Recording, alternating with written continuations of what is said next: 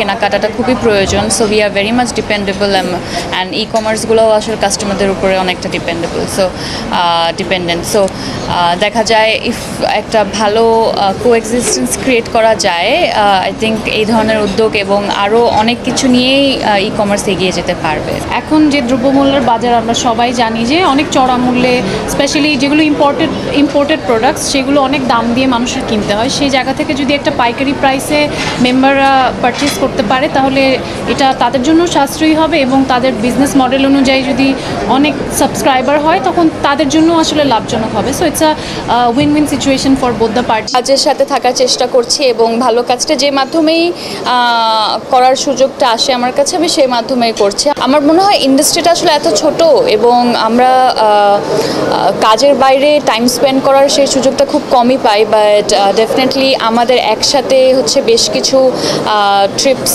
করা হয়েছে। মেহজাবিন আপুর সাথে ট্রাভেল করে it's really nice. It's because she is very punctual আমাদের কোনো জায়গায় যাওয়ার জন্য।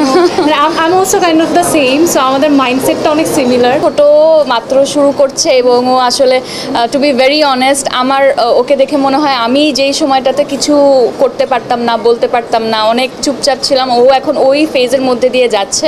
কাজের ব্যস্ততা হাউস উইক নিয়ে আমরা কাজল আরিফিন অমিত ভাইয়ের একটা শুটিং করছি, আমি অপূর্ব ভাইয়া। ইনফ্যাক্ট ওরা এখন শুটিংয়েই আছে বরিশালে, সো আমি এটা শেষ করে চলে যাব। Life is a full circle.